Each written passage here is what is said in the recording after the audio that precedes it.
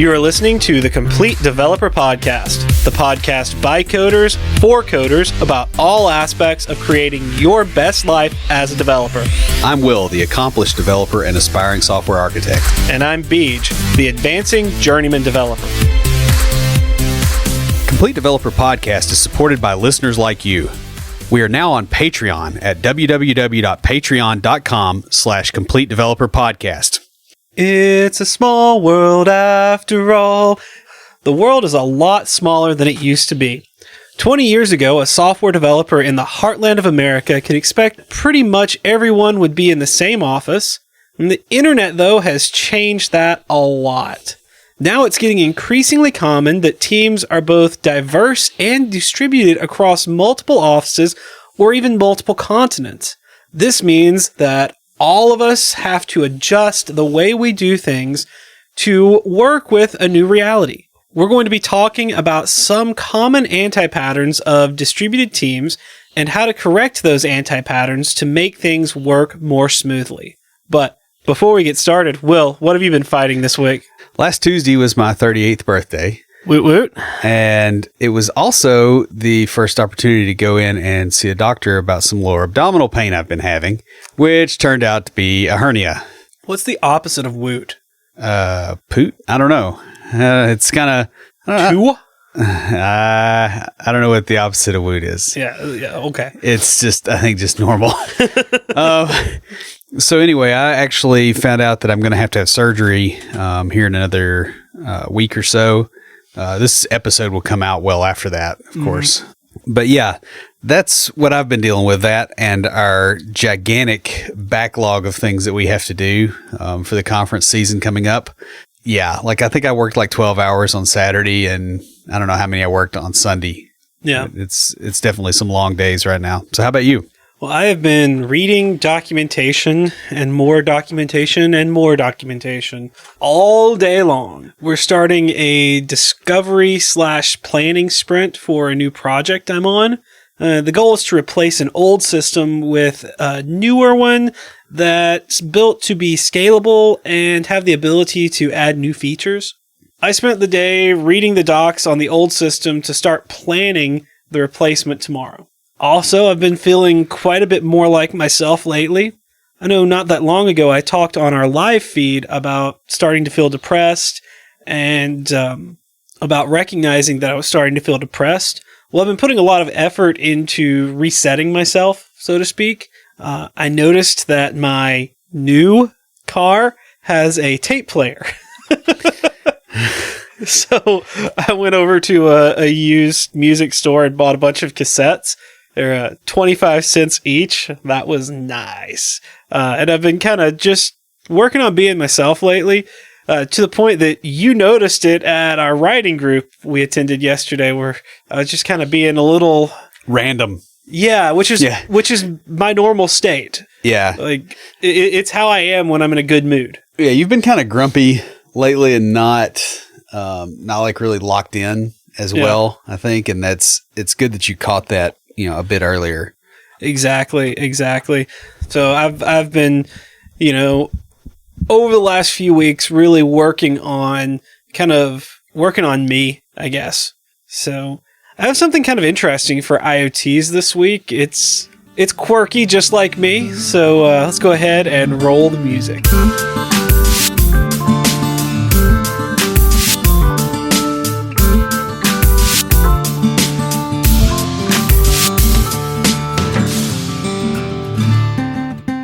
This week for IoTs, I have a fun sort of product. I'm not really sure it's out on the market yet, but it is edible robotic fingers. Edible robotic fingers? Yeah. That's like, that reminds me, there's this evil spirit in, I think in Oblivion, that's got this Irish accent, and he's like, I can make you eat your own fingers. So these are edible and biodegradable robotic parts that serve a multitude of functions. While not actually IoT material, they can be used with IoT devices. They're designed for tasks like handling fruit without bruising it, or passing through your GI tract and filming thing. Well, without bruising it? Yeah, without bruising it, yeah. Medications could be added to the mix so that they deliver it while digesting and record or transmit the process. They could also be used to track wild animals or sent into a wilderness area to do something and then safely decompose once they're finished with their task. They're made from gelatin, glycerin, and water. So it's pretty cool, but just for those of you out there, they are not vegan. Yeah, that's good to know. I mean, it's really neat with all the IoT stuff. Just, everybody focuses on the electronics, right? Right. But there's a lot of materials science. There's a lot of just chemistry, things like that going into the mix as well. Just the increases in battery technology, the increases in stuff like this. That's, we've got to make parts for things out of stuff that we didn't have before. Because like if you're picking strawberries, you cannot really do that with a machine. Like they bruise so easily. If you're going to have robotics eventually out there doing that, which by the way is miserable, and you definitely want robotics doing that, like just take it from somebody that's done a lot of that, you're going to have materials like this. And the other nice thing about it is I wonder how materials like this could be used in factories that are processing food. I saw, for instance, what was it? It was something that I eat, but I haven't eaten in a while. And it actually got recalled for metal shavings being in there. And so I'm wondering, if they build stuff like this that is biodegradable and won't, actually damage anything. Yeah. There's some possibility that could be a protective coating over some parts that might be in contact with food, so you don't have that kind of stuff. Yeah, there's a lot of places that this can go. I thought it was really fascinating when I found it. And I thought everybody would be really interested in hearing about it. Yeah, I don't know that edible robotic fingers, usually, I'm not saying that you lead with your best sales technique, but maybe not leading with that one. Yeah. That's what the article calls it. So yeah, people. So who's talking to us this week? Well, this week we got a Facebook Live comment from Josh Kilgore. He says, the recent interview episodes have been really great as I'm going through that right now for my first dev job. Really appreciate it, guys.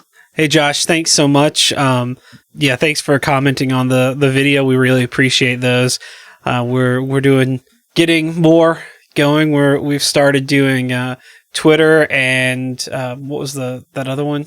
Facebook Live? No. The one that Twitter Periscope. Periscope, that's it. Yeah. Yeah. We've started doing those. Send us a private message with your contact information because we've got a complete developer water bottle just for you. And guys, if you'd like your very own complete developer water bottle, leave us a review on iTunes or comment on the website or any of our social media. We post all our episodes to Facebook, Twitter, Google+, and LinkedIn. We're also on Path and Tumblr. If you've been developing software for a while and have changed jobs a few times, you've probably run into a situation where you are working with a distributed team. If you're like many of us, you probably also ran into a distributed team that wasn't as efficient or welcoming as it could be. Yeah, managing a distributed team is at least as difficult as managing a team on site, especially when it is across time zones and international boundaries. It takes not only a better style of management, but it also requires that the team put forth some effort to make it all work. And odds are good that if you find yourself in the situation for the first time, you won't be given any instruction on how to make it all work. Yeah, typically you're just expected to suddenly know. Mm-hmm. That's been my experience, and so it's been my experience with management in general. You're just expected to know how to do it.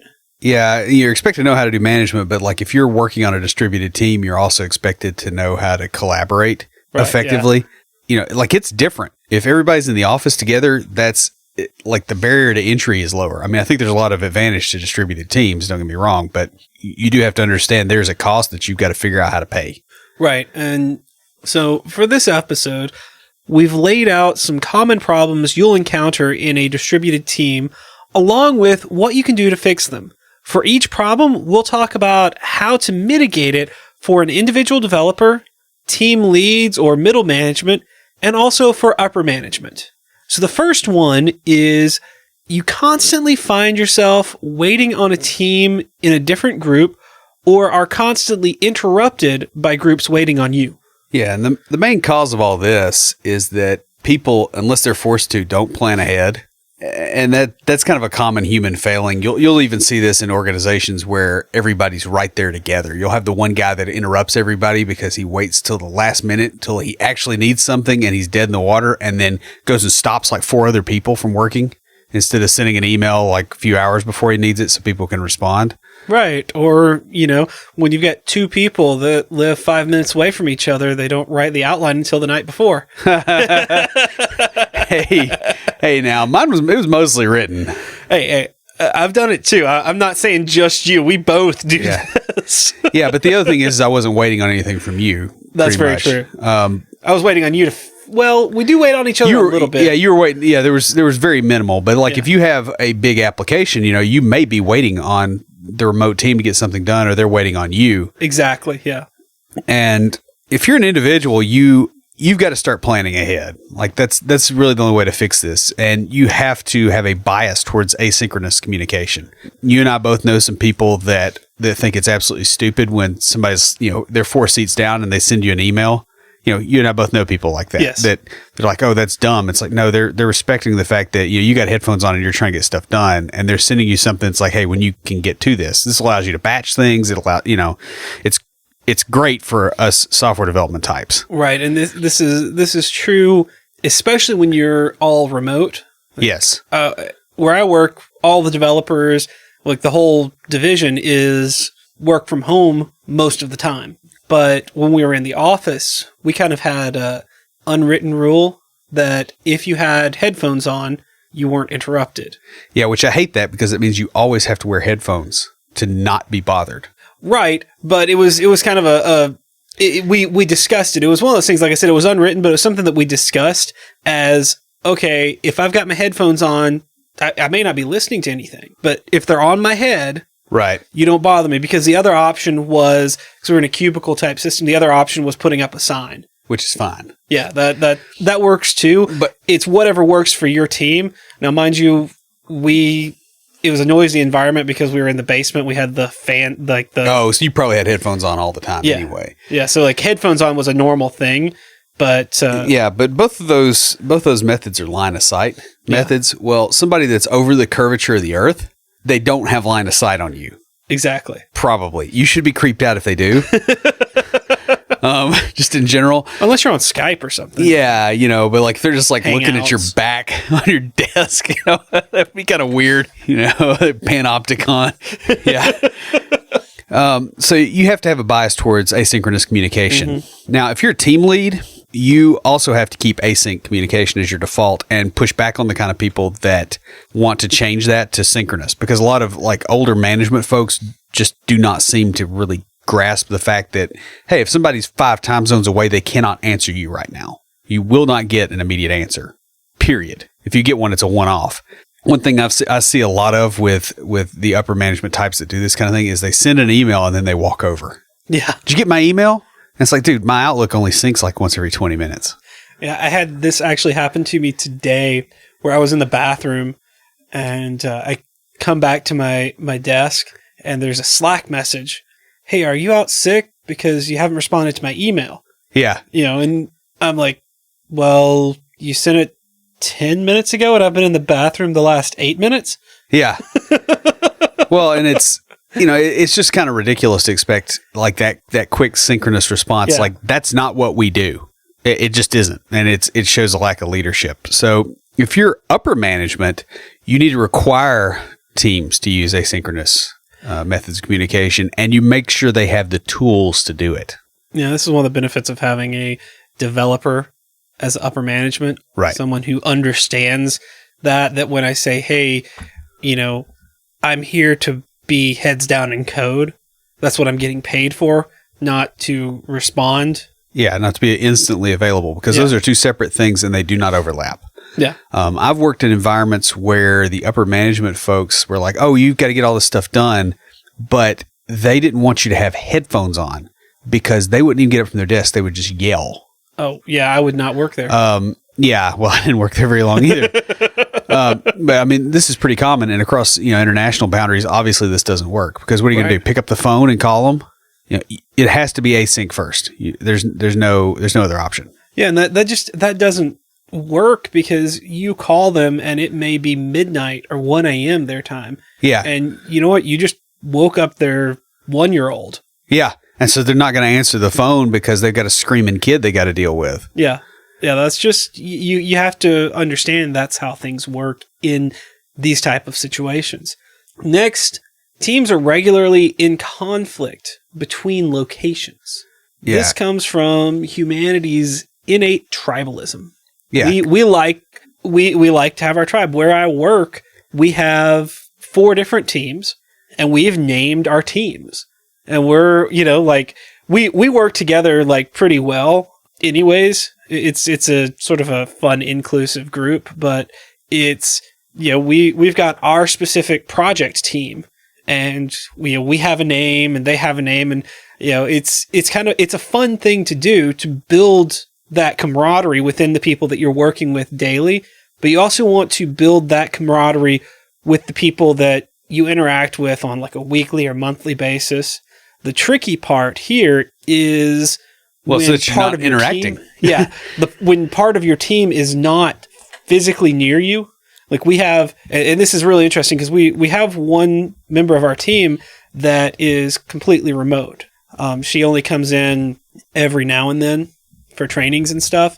And so we deal with her almost the way you would deal with someone across the world, but she's within the same time zone at least. Yeah. I mean, the thing about tribalism is, people go, oh, well, I'm not going to have an organization like this.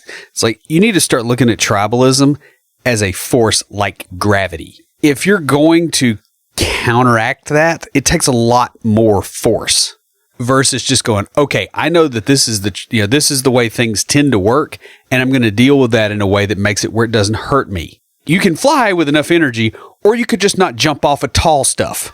And in that you can, and we'll get into this in a little bit with the styles of management, but you can set your teams up so that the people that are naturally going to gravitate towards one another are already on the same teams. Right. And so here's what you got to deal with. As an individual, you've got to resist the temptation to treat remote team members as members of a different team. Now, that doesn't mean that, you're going to have the us versus them thing, but you got to realize you're going towards the same goals. It's a different squad, in the same army. Because, all this stuff kind of comes down to how squad level tactics interact. Very true, yeah. And as a team lead, you have to find ways of interacting with remote team members as if they were local. Right. Like if you're a team lead and part of your team's over here and part's over here, and you're over, you're at one place or the other, you can't have a preference and go, okay, I interact with my local team a whole lot and the remote team when I have to, right? Because you're kind of walling them off, and that's a very bad anti-pattern. Mm-hmm.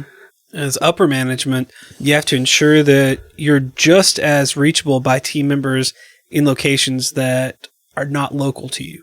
Right.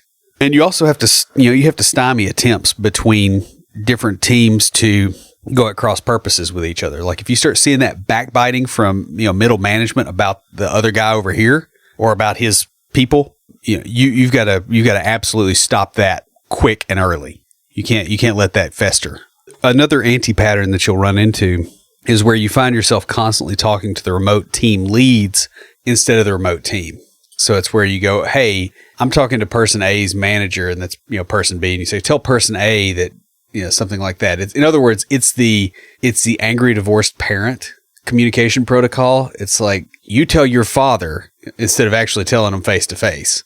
Well, not exactly, because it's a problem that I see a lot in a lot of different industries. And it's not just in this one, where even if you're not remote, even if you're in the same area, but you have different command structures, instead of going to the person, you'll go to their management. And some places want you to do this because, you may not know what that person has on their plate. Right. And so you go to their manager, and their manager may go, okay, they're working on this thing that's higher priority, so I'm going to put someone else on what you want. Yeah, I'm actually being specific on this because it's more like, okay, let's say that you're in Bangalore or you're in Hyderabad or wherever, you're somewhere like over the curve of the planet. Yeah. And I'm here and our manager's in New York, or, like our manager's manager in New York, and you've got a manager sitting there, but we're supposed to be on the same project. and me going to your manager instead of you to communicate. In other words, an extra hop for something that we already know what we're supposed to be doing, but instead of being able to communicate about what we're doing, it has to go through an intermediary. And that's a really dysfunctional protective structure is what it is. It is, unless you have a language barrier. Yeah, but that's a problem too, right? Right. If you can't communicate in the same language, you should not be collaborating on a project directly. You know, like somebody needs to do one part, somebody needs to do another part, and they don't need to be on the same team trying to work together, trying to collaborate. And that's a big deal there. It typically means that communication's broken in some way and that things have been restructured to try and route around the damage. Mm-hmm. This can be stuff like, people protecting their corporate fiefdom. So, somebody's kind of a quasi manager and they're like, okay, well, everybody has to come through me to talk to you. And people are just sort of protecting their own little area. It can also be because, like you said, the language barrier, it could be a time zone thing. So you talk to the project manager because the project manager is the only one up at 6, their time. And everybody else rolls in at 9 and the project manager's got the stuff they hand off, right? It can be those kind of structural problems too. I can see that, but I've also seen where the other side of the dysfunction, and it's not where someone has worked on a project and for an internal customer, and then anytime that internal customer wants something like a change made or something like that, instead of going through the process of getting the change, they just go contact the developer. Yeah. And where they were on a team together maybe 5 years ago, now they're not. And so I guess that's my warning here with that is it could go bad the opposite way too. Well, I mean, and that's still a management issue too, right? It's a management issue from one side or the other. This is downstream of some other problem, and most of these are. Right. As an individual, you should combat this by basically having direct contact with the distributed team members. If you're working together on something, I mean, you got to get that clear. Yeah. But if you say, if we're working together on something, I'm talking to them. Right. Not going through some intermediary. That's fine. They can report up the chain, but we can't have our communication be delayed potentially by hours because management's in an upper management. They're in a meeting. Well, that's like where I work. The API developers and the UI developers have different command structures. Right. We report up differently, but when I'm on a team with a UI developer, we talk directly on that project. Right. And you got to have that kind of collaboration. Now, if you're mid-level management, you have to actually encourage your people to talk to the distributed team. And that may include allowing them to make some decisions themselves. Because, hey, you may not be there, their manager may not be there. Because there's, now you're talking time zone differences. It's not just, this guy gets in at 6 and leaves at 3. This guy gets in at 10 and leaves at whatever the time for that would be. I can't think of it in my head. It's, hey, this guy gets in at 6 their time, and this other guy gets in at 4:30 these their people's time. Yeah. They have 30 minutes to make a decision, or it's like late tomorrow before it starts. Yeah, and that's one of the issues. Also, just a management thing. At the mid team lead management level, you should trust your people enough to be able to make decisions and work with them enough to where they know what types of decisions they're allowed to make and what they need to pass up. Right. And I mean, that's also a good decision just as a, like a middle manager, because, hey, who's going to replace you in your job? It's somebody that reports to you. Right. Potentially. And you need to empower those people, because if you don't, they will not move you up because they can't. If you're upper management, you got to keep your teams from atomizing like this due to bad reasons. It might still be that there's, primary contact points at each location, but you shouldn't allow it to develop so that there are just, single contact points. It might be a thing where, hey, there's 2 or 3 really competent developers and we get a hold of one of them and then, they push the rest of the team, but you can't just go, oh, we got this guy. And if that guy isn't there, nothing's getting done today. You can't allow that from an executive position. Next, your corporate leadership doesn't trust team members at some locations as much as they trust them at others.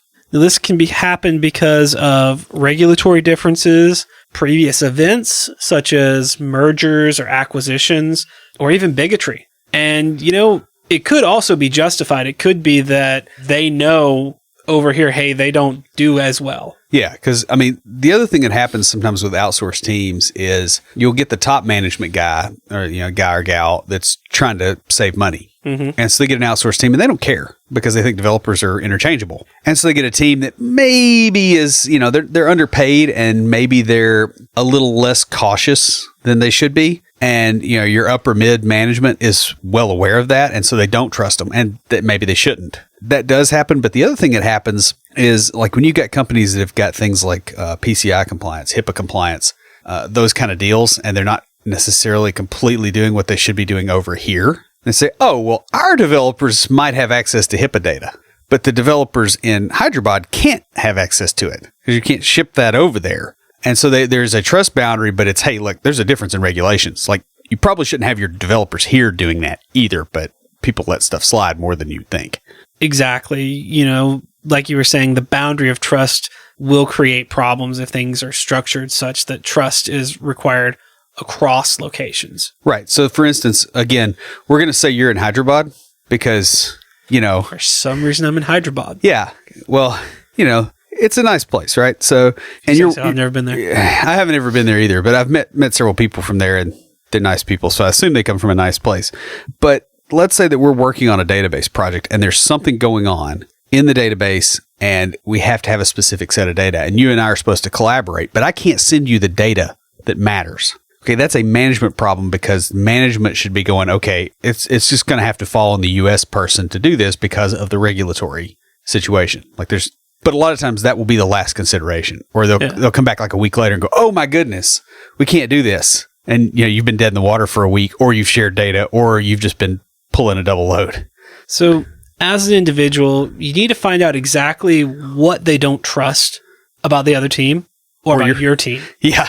Because the other thing too is you also see management that goes, okay, I trust the team that I have overseas to work hard and really produce well, and I trust the Americans to speak English, and maybe don't trust them to be as conscientious about their work and about working while they're in the office versus 2 hours a day or something. I mean, I've been in environments like that too, where the remote team, it all lands on them, and if you're conscientious and you're on the local team, you're kind of sitting there going, well, what am I doing? Yeah, I understand that. Now, as sort of middle management or team lead, you need to be trying either to give the team being distrusted the opportunity to prove themselves, or trying to mitigate the damage. So you could, you set policies in place so that it doesn't become a problem. And I mean, that it kind of goes to upper management too, right? Like you still have to give people a chance to fix bad impressions if that's what has caused the breach, or it caused, not the breach, but caused the problem. It caused a breach of trust, or you need to get them out of there. Right. Like you can't have, well, I mean, I guess you could technically have a team of, flunkies, halfway, around the world, but that you're not going to get good quality work. You're probably going to overpay for it, and you're probably going to be fixing it on this side anyway. Like you have to empower the people on the other end. Now, the next one that can come up is communication in voice meetings can be a bit difficult for people to understand. You and I had this problem fairly recently. Right. Different accents, especially multiple, widely different ones, can be difficult to understand, even if everyone is speaking the same language. So even if you're all talking English, we're an English-speaking podcast, so even if you're all speaking English, you may have people in very different areas. So you go from one strong accent talking English to a completely different strong accent talking English in the same meeting. And then it becomes an issue because the way you listen to one person versus the way you listen to another is different. Oh my goodness, if you get into the whole idiomatic structure and the difference between British and American English, and then some languages have multiple variants. I think like Spanish has like a ton of different variants. Yeah. Whereas at least with English, we have British English and American English, and that's about it. Australian. They're close enough to British to pass. Australian, Irish. Yeah, just tell them that. I'm sure there's some dude fuming now. No, but I mean, you can get, and the other thing you'll see too is if it's English as a second language, they'll have different pronunciations of, especially consonants, I've noticed, and they'll have different structures to the way that they lay their sentences out because they're still laying it out the way that their language does it, not the way English does it. And so you kind of have to be able to try to deal with this as best you can, because I mean, there's really not a fix for this. As an individual, you might want to try learning a little bit of the other languages that your team uses. So for instance, with the Russian group, you might learn just enough Russian to be able to say, good morning and a few phrases like that. And it's not so that you can use them. It's so that you can understand the way they structure their sentences and the way they pronounce their consonants, because it doesn't take a whole lot for that to switch over and all of a sudden you can understand them. The other trick you can do, for instance, if they're English language speakers and that's all they speak, is try impersonating them on your own, not in a derogatory way. Yeah. But think about the things they've said and then try to say it that way. And if you do that enough, there's probably some neuroscientist that can tell you why this works. But it for some reason, it just makes it much easier to understand them. That's why if you get on a phone call with me, talking to people in India or Pakistan or, Japan or a few other places like that, I don't have as much trouble as a lot of people do. So as middle management, try to keep your meetings small and brief with only the required parties. This should be the way things are done anyways, but your daily scrum shouldn't have 20 people across 3 continents. Yeah, and let's just say that I've had some personal experience with that. When you're listening on the phone and, half the stuff is stuff that you don't care about because the team is too big and you're touching on things you don't care about. And then you've got the language /inflection /accent thing switching back and forth because you're listening to a guy from Wales talk to a guy who speaks Bengali most of the time. And they're both speaking English. Like that switch, even if you've practiced both accents, like you can't do that. At least my brain won't do it, and I think a pretty good percentage of the populations won't. Right. So you got to keep those meetings kind of trimmed down as far as how many people, at least reduce the surface area where these problems can occur. Well, you should be doing that anyways. You shouldn't be having, especially not a scrum with that many people, but you shouldn't be having meetings with people that aren't needed. This meeting should be kept as small and brief as possible. Yeah. Because we're not paid to go to meetings, even though, well, I'm sure there's someone in the organization that probably is basically paid to go to meetings. That's called a project manager. Yeah. As a developer, that's not what we're being held accountable for, is how many meetings did you attend. On your annual review, they're not going to look at how many meetings did you attend. Yeah, they're going to see what you did. And, just when you get up to the upper management level too, the next thing you have to do is you've got to really push hard to keep your people from scheduling those kind of long cross-team meetings, and don't do it yourself. Right? There's no point in that. It's okay for you to attend 5 meetings. It's not okay for you to go, let's get 5 meetings in at once and let's waste everybody's time and frustrate everybody, because it is very mentally taxing, and you're dealing with people that are trying to use their intellectual power to make you money. Speaking of meetings, the next one is meetings are continually scheduled at very inconvenient times. And this has never, ever happened to either one of us. Right. Well, not this month. It'd be on October 9th. Right, yeah. I think. Yeah. It's October 9th. Yeah, not this month. Yeah, and I mean, this is a function of geometry, right? Like, one side of the planet has light on it, the other side of the planet doesn't, and you've got people on both sides. Mm-hmm. Exactly. And yes, it can be difficult to schedule meetings. We've experienced this somewhat recently on a side project that we were working on. Yeah, and that was some of the reason we kind of dropped it too, was because it was just like you can't get past this, especially if you're not there during the day. But as an individual to deal with this, you need to get in the habit of planning ahead for things before you need them. You really should be doing this if you're in a co-located team, by the way. Right. But it's especially bad across these kind of distances because you could just be dead in the water for hours if you're not careful about it. Also, individuals need to enforce very strong boundaries with regards to after-hours interruptions. Yeah. Now, it's one thing if it is, the building's on fire emergency situation, but, if it's status updates that somebody just decided they needed and they needed at 10 o'clock your time, you're not obligated to provide that. Like, you're obligated, like, if you really want to do your job well, what you need to do is go, okay, we've got to handle this better because I can't drop everything at 10 o'clock at night, or I can't get back up out of bed and go send you a status report and then be in the morning, by the way, while you're sleeping. Like that's not okay. So don't allow that. As an individual, that's the biggest thing you can do. I will say this. It's another thing if you knew your status report was required. Oh, yeah. And you didn't send it in. And then they should totally wake you up. Yeah, that's on you. That's your fault for not doing what you were supposed to do.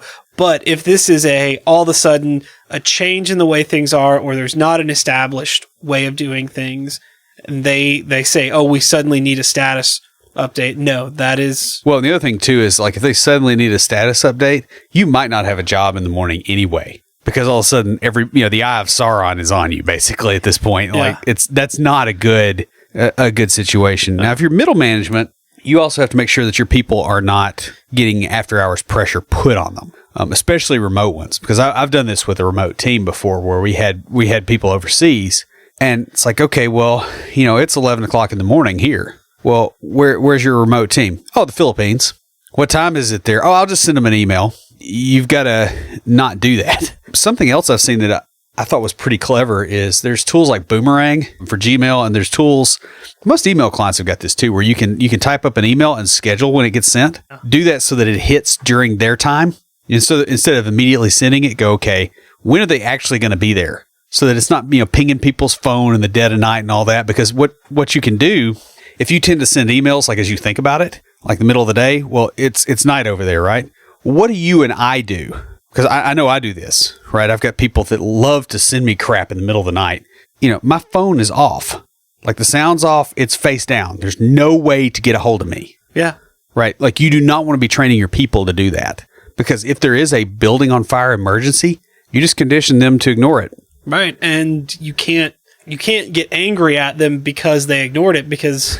God forbid they want to sleep. Yeah, it's the middle of the night and they're asleep. Yeah. You pinged them 8 times this week about their TPS report. Yeah, Friday when the whole when the whole web farm is down and it's 2 o'clock in the morning. Yeah, they're not going to be able to take your call because they've had to block you so that they can get some sleep. Now, upper management should make sure that teams have the proper tools and processes for communicating in a distributed fashion. Yes, and please, for the love of all that is holy, understand that this does not entail screen sharing and a speakerphone. I see this stuff all the time, and it's like, okay, first of all, like let's say that you've got a distributed work environment. The other person, it's 11 o'clock at night. Their wife's pregnant. They've got 2 small children. You've got a situation you've got to deal with. Now is not the time to try to set up collaboration software. And if a speakerphone and screen sharing is the only way they can get things done, you've made a mistake. And you need to not have this problem. Like this is a serious risk to you. Just like 30 minutes before the interview is not the time to be setting up collaboration software for a podcast. Right. It's never happened to us before, ever. It has not happened this month. And it's not happened this year. That's true. But it especially hasn't happened this month. Right. Because we're going to use this month as the gold standard for all the things because we haven't really screwed up yet. We're only 9 days in right now. Right. Exactly. So the next one, teams in other locations are remote and mysterious to you. You don't know them. Yeah. So like when you're on a call and, they'll be like in a conference room and they got the camera and there's like 5 people in there. If you can't identify those 5 people, you're in this situation. Right. This happens because you aren't face-to-face and you're not communicating regularly. Now, as an individual, you should try and participate in some non-work chat over the available communication channels. Yeah, and this can be tricky, right? Because, well, if let's say, again, I'm going to use Hyderabad as an example because apparently I'm supposed to. Well, like I'm really hungry for Indian food, so like Oh, that's it. That's actually my permanent state. Like if I could eat curry for breakfast, I would. That does not surprise me. And if a place opens that offers it, I will be there every day. But let's say you got a team in Hyderabad, right? Well, what do you talk to them about? Because again, you don't know what's there. Well, okay, what does everybody do? Everybody does stuff for entertainment. Everybody eats. Everybody has a family. And most people drink. Yeah, you got to watch that in some parts of the world. because that's not that's not an allowed behavior. And you've also got to say, hey, what are your best beef recipes? Yeah. Or what are your best pork recipes? Like there's places in the world that's not a good idea, but you can talk about, food and drink. Like if you've got nothing else, talk about something. You can always talk about the weather. Yeah. Like everybody has crappy weather. Yeah. Well, I mean, unless you live in like Hawaii. No, you still have crappy weather in Hawaii too sometimes. So yeah, everybody. Yeah. Well, and if you're from Tennessee and you're talking to people, again, in India, you can say, hey, it's hot, it's humid. Here too, buddy. Yeah. But you need to have those little conversations. I know they don't sound like they're valuable, but what it does is it humanizes the other people. You don't see like this drone over here that's doing something. It's a person. Well, it doesn't appear to be valuable because you don't see a, investment return type deal. And you don't see that in your day-to-day conversations, but you're having these types of conversations all day long over the course of months and years with the people in the office with you. Right. And you, with the remote team, you have to really put a focus on that. And that's one thing that we've kind of done where I work, because we're all a little bit remote, being work from home. We try to throw in, before our meeting officially starts, we'll have a little conversation about what's going on in our lives. Like, I know about our QA's kids sports teams, that they're playing in high school, because she talks about that. I know about our DBA's home down in Florida that she's building up for when she eventually retires, because she talks about that. Right. And this is easier. I mean, you should be doing this in an office environment too. Yeah. But the thing is, in an office, it's a lot easier and it's socially expected. Whereas the pressure goes the other way over official communication and the fact that it gets recorded. Well, it's basically water cooler talk. It's that talk that you have as you're walking out to go home, as you see each other walking in, as you go to get, a drink or something, or go get a cup of coffee. It's these kind of conversations that you don't think anything about. But when you're dealing with a distributed team like this, you have to consciously make that effort to have those conversations. Yes. Now, as a middle manager, you need to spend some time trying to encourage people to make better contacts on teams in other locations. And this may require assigning people to work together. And I mean, you've got the power to do that. And if you're upper management, you've got to make sure your policies and procedures for using work tools for chit chat and socializing are not set up in such a way that people are scared to do it. Like, they don't need to be, like you were saying, it's recorded. They don't need to be scared that, if I spend the first few minutes before a meeting starts, once a few of us are in the room just chatting about what's going on, we're going to get in trouble for it. Right. Or if I go, if I'm talking to a colleague, over the curve of the planet and I'm trying to get a chicken sog recipe because I'm really hungry for that right now, and they happen to have a good one, they share it with me, like management should not be coming down on us for that. Right, because that's what's going to happen if the two of you are in the same building. Right. It's just there's no record for management. So you got to be kind of careful as upper management in distributed teams not to penalize things that happen face to face. No, I mean, if the entire time that they're supposed to be discussing something else, they are doing that, that's a different story. Right. But I mean, you can do that by measuring productivity, not by monitoring chat logs. Right. The next one is people are afraid to rock the boat because it might hurt the team. Yeah, and this comes down to when you start treating people as members of a team versus being individuals. So like there's a turf war going on, and you go, "Oh, that's so and so's team over here doing this." Well, no, it's this person doing it. It's not the whole team. And if you set things up where that kind of pattern goes out, where it lands on the team, you will choke off communication pretty quickly. Because people are scared because the people that are sitting right there with them are going to catch flack for it too if they screw up. Yeah, really don't want this kind of fear reaction on your team. As an individual, you need to form alliances with members of other teams as well. Reach across the aisle. Now, I've talked about how we have our project teams, but the developers, like I know the front-end developers, they get together and have a front-end code review every week. And then all the developers get together and have a developer chat. But the back-end developers, when one of us learns something new, especially the juniors, when we learn something new, we're constantly on Slack, just back and forth. Hey, have you seen this? Have you heard of this? Or, if we're working on something, we get stuck. Honestly, we usually go to the other junior first just to see if they've worked with it, because they're kind of talking at the same level. Right. And then go up the chain of, all right, now I'll talk, they haven't got experience. Okay, I'll go to the senior, then up to the lead, and then they asked me to ask you, but Yeah, I wondered what the chain of events was. Now I know. But yeah, I mean, we do this over Skype where I work too. I don't think it's really officially sanctioned, but it's our personal Skype accounts.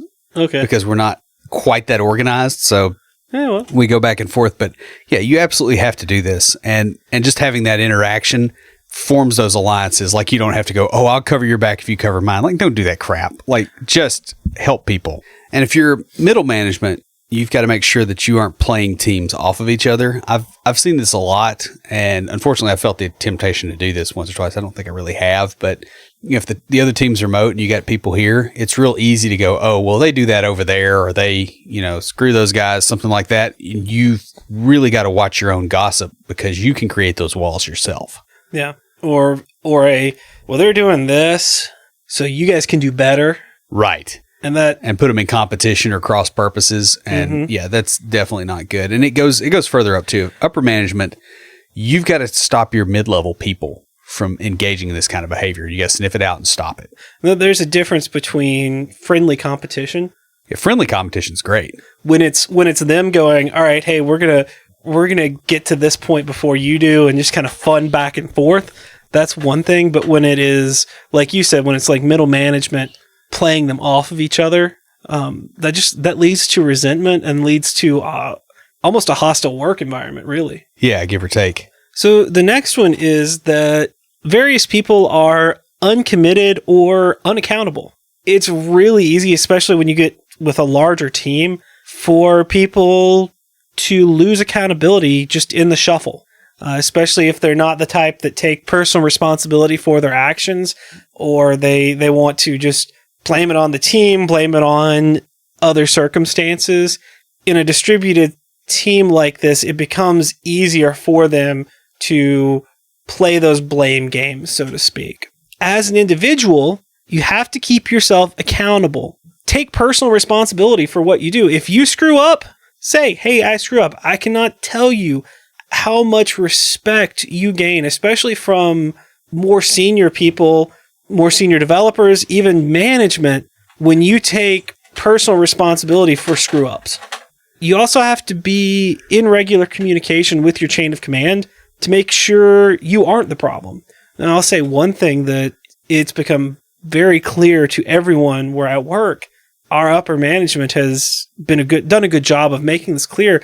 They don't mind if we make mistakes, that happens, or if things are going to take longer, if we run into problems, that's okay, so long as they know. If they find out during the first week of a sprint, oh, hey, we're not going to be able to do this because it's actually going to take longer than a 3-week sprint to build this piece, they're okay with that. If they find out, 2 days before the end of the sprint, oh, yeah, we're not going to be able to do this because it's going to take too much, it's going to take longer than we actually have to build it. Yeah, and we've known the entire time. Yeah. Yeah, that doesn't fly real well. And the other thing, too, is if you admit your mistakes to management, people like to think that that's kind of a weakness sort of thing. But what it actually does is it lets you start triaging the problem quicker. I consider it a strength myself. I do, too. I mean, if you can say, I messed up, and here's where I messed up, to me, that takes a certain strength of character to be able to say, I messed up. Yeah. And, as middle management, you have to make sure your direct reports feel comfortable saying that. Like, they feel like they're not going to get fired. They're not going to be written up. They're not going to be, have people come down on them if they just made a mistake. Now, if they continually make a mistake, that's another thing. Well, if they continue to make the same mistake, then it's a habit. Yeah. Or if they continue to make similar mistakes and they're not showing any progress towards getting better. That is one thing, and they should get in trouble for that. But if they make a mistake and they come to you and say, I messed up, it's your job to help them find a solution. That may be getting another developer that's got more experience to help them out. That may be reassigning them to something that they have more experience in or that they feel more comfortable with. Yeah, or it may be pushing to get the timelines moved. Right. Because you're in a position where you're in those meetings where that stuff is worked out. So exactly, do it. And now, if you're upper management, you've got to make sure your middle management is empowered enough to be able to act this stuff out. Mm-hmm. I've worked at a lot of places where the upper management basically had, what they called their middle management, and they didn't manage anything. It was just another node in the delegation tree. And that person couldn't, they couldn't hire, they couldn't fire, they couldn't do anything else except be held accountable for what the people under them got done. And you can't have that kind of management structure and do this. It just won't work. Right. The next one is where domain knowledge is fragmented across teams. So like you have a team that's remote that's working on one part of the system. You have a team here that's working on another part. You have another team in another area that's working on something else, and they don't communicate much. And this happens where obviously you've got local team leaders and you got local teams, and it's a way to, initially when it starts, it's a way to try to avoid all the communication problems we've been dealing with here, especially like if it's an older company and they've been doing this a while. When you had very spotty internet and you didn't have video chat and you didn't have all these other things, like you didn't have the tooling to support this. This is easy to do, especially when you guys are working on separate items and, you may be working on the same app, but you're working on different features, or you've got a mobile team versus an API team versus a web team. Right. You got 3 different teams and they're all in different locations. That can be, that can easily lead to this happening. It's also risky as a team getting cut, which totally happens. Yeah. Can mean the sudden cessation of support for a large chunk of your app. Or if the team is, if they're not completely cut, but they're halfway cut and they're halfway around the planet, what's the other half of that team doing when half of them are gone? They're looking for work, and, they don't, they may not care anymore. And so you don't want to be in a situation where you're trying to get answers from somebody who, is halfway around the planet, unaccountable, and not disinterested, but distracted. Yeah. So as an individual, and I've been dealing with this all day long, you've got to document your stuff. I've been reading documentation all day today. Pad estimates if you have to, but don't be the problem. Yeah. And, as middle management, you have to insist on specifications and documentation as part of the project deliverable. We're going through this process at work because we've got a couple of people that, they produce documentation, but it's not quite enough to actually tell you what's going on. It's real light documentation. It's basically like, like the outlines I used to write, right? Where I would write something and you're like, what does that mean? And it's a prompt for me. Well, if I'm not here, it's gibberish. Right. Now, I've stopped doing that, but there's people that write documentation that way. The other thing you'll have, in a middle management position is you'll have higher ups that are wanting stuff done and they don't care about the docs right now. And you really have to push back on that, because if you lose some people, that stuff's just gone. And as upper management, you have to provide your team with the tools to keep documentation up to date in a distributed fashion. So the final point that we have is that it's hard to gauge team morale. Yeah, and you get this in development teams anyway, right? Yeah. Like there's the old thing that people say is, a development crew is kind of like a tree of monkeys. The monkeys up high in the tree look down and see only smiling faces, and the monkeys further down look up and only see something unfavorable. We got to be kid safe. Yeah. You can probably guess from anatomy and, the orientation of a climbing monkey. But it's even worse with a distributed team, because you can't even see those smiling faces. Yeah, you can't easily tell how the team is doing, because people are going to put on a good face for meetings. And this is another reason, going back to one of the previous points, you need to have those kind of side conversations, a little bit before or right after the meeting, because that's going to help you gauge this. As an individual, you need to bring concerns to management, especially if they're remote, as early as possible. Yeah, because, it's curious. There's most companies in the U.S. and most companies everywhere do not regularly post job openings for mind readers. They just don't. So you probably don't have one that you're reporting to. Very, very true. So you got to tell them stuff because they're not going to know. Now, on this, I'm going to say something here. I'm going to go on my own little mini rant here. You got to be careful what you say. Yes. Because, and this is something that I have done, I have said to management, either mid-management or upper management, things just expressed frustrations. Yeah. That were not meant as something needs to be done about this. It was just a, frustration at the situation. Management took that as, I need to do something here. Yeah. Now, as middle management, you need to elicit feedback from your people, especially the remote workers. Because as Will said, you're not a mind reader. You're not working for a mind reader. And your team members. I mean, Yeah. If you think you're working for a mind reader, what am I thinking right now? But yeah, you actually have to reach out to your team members, and you're going to have to do it more than you would in a normal middle management position, especially if they're remote. Mm-hmm. You got to have those kind of conversations, and you're just going to have to do it. There's no way around it. If you get into upper management, you have got to let your middle management people fix morale problems or escalate them to you if they can't be fixed. But you've got to empower them enough where they can. You do not, as upper management, want to be in a position where you have to fix morale problems for a distributed team. You will be up all the time. Besides that, it's like, why do you have middle management if you're going to be doing that? Yeah, that's called micromanaging. Micro mismanaging. Well, yeah, that's true. So guys, working on a distributed team can save your company money, but that doesn't mean that it's going to be easier.